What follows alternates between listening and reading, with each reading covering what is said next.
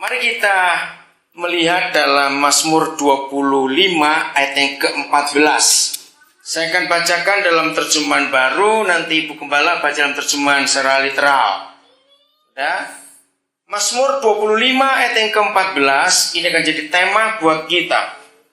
Yahweh bergaul karib dengan orang yang takut akan Dia. Saya ulangi lagi, Yahweh bergaul karib dengan orang yang takut akan Dia, dan perjanjiannya diberitahukannya kepada mereka.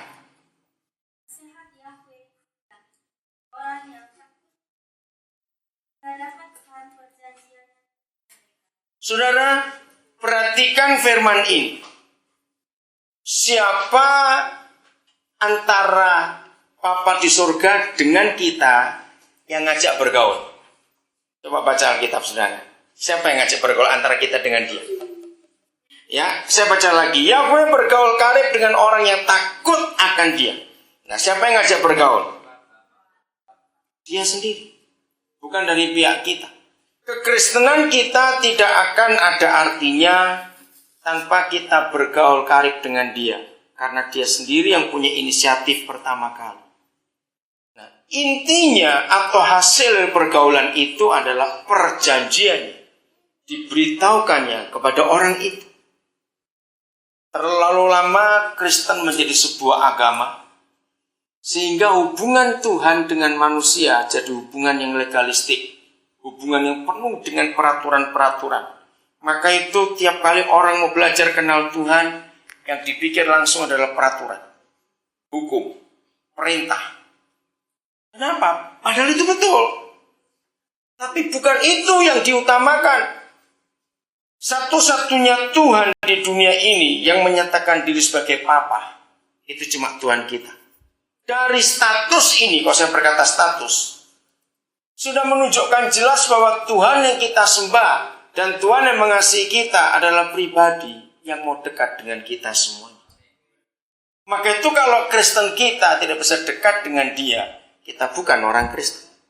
Renungkan ini, saya ulangi lagi. Kalau kita mengaku Kristen, tapi kita nggak pernah bisa dekat dengan Dia, maka kita bukan orang Kristen atau belum menjadi Kristen.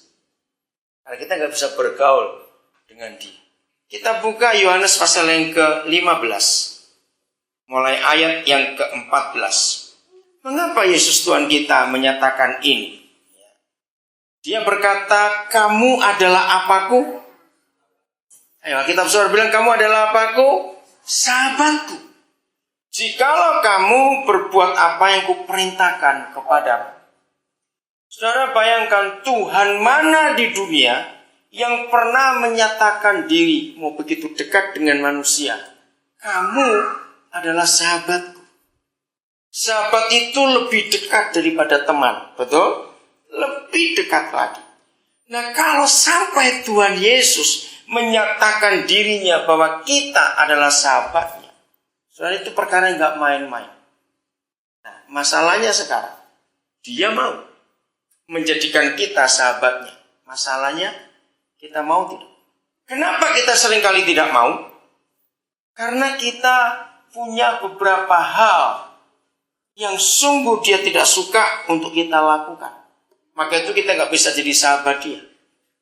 Jadi penting sekali kita mengerti ini. Nanti kita akan kembali ke ayat 14 karena ada syaratnya di situ. Ayat 15. Aku tidak menyebut kamu lagi hamba, sebab hamba tidak tahu apa yang diperbuat oleh tuannya. Tetapi aku menyebut kamu sahabat, karena aku telah memberitahukan kepada kamu segala sesuatu yang telah kudengar dari Bapa.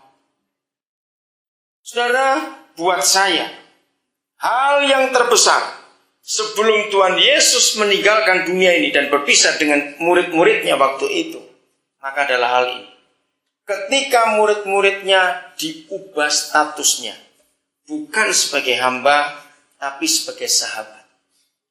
Coba saudara perhatikan ini. Saya percaya semua kita pasti pernah punya sahabat.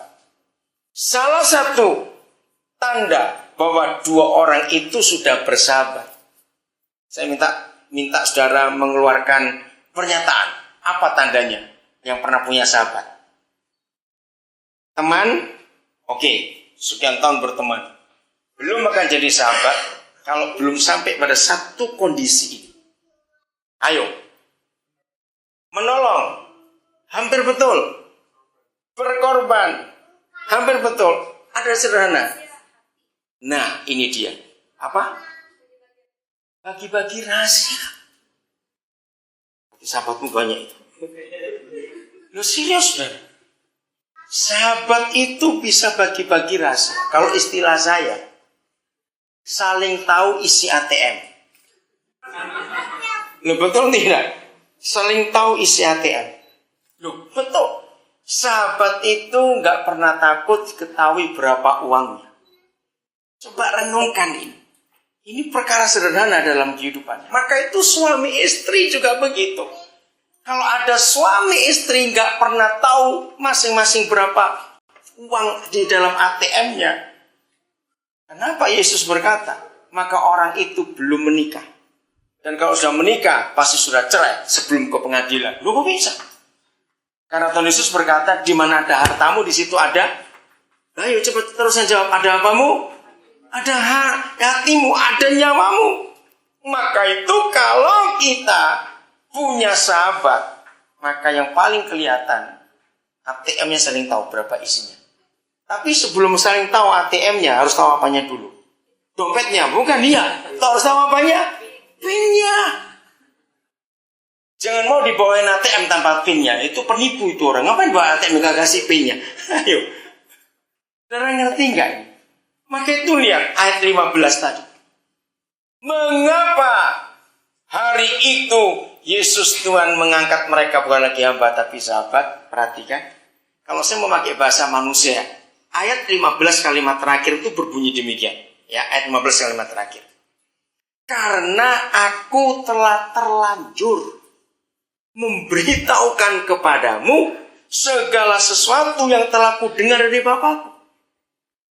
Kenapa saya mau tambahkan kata terlanjur memberitahu? Sebab ini hubungan surga. Bayangkan, segala sesuatu yang telah kudengar dari Bapa. Di negara mana saja, termasuk Indonesia lagi ribut akhir-akhir ini, pasti punya rahasia negara. Betul tidak? Semua negara pasti punya rahasia. Dan tidak sembarang pejabat boleh tahu rahasia negara itu. Tidak boleh. Dulu waktu masih perang dingin itu berakhir tahun 91. Itu perang dari tahun 50-an antara blok barat dan blok timur. Blok barat diwakili Amerika dan Eropa, negara barat, blok barat, timur diwakili Rusia dan semua sekutu. Saudara perhatikan, kalau yang umurnya 30 tahun ke atas atau 40 tahun ke atas pasti tahu. Presiden Rusia itu kemana saja pasti ada bawa koper kecil. Nah, mengapa Presiden Rusia harus bawa itu kemana-mana dan gak boleh dibawa oleh orang lain? Karena di situ ada tombol-tombol rahasia.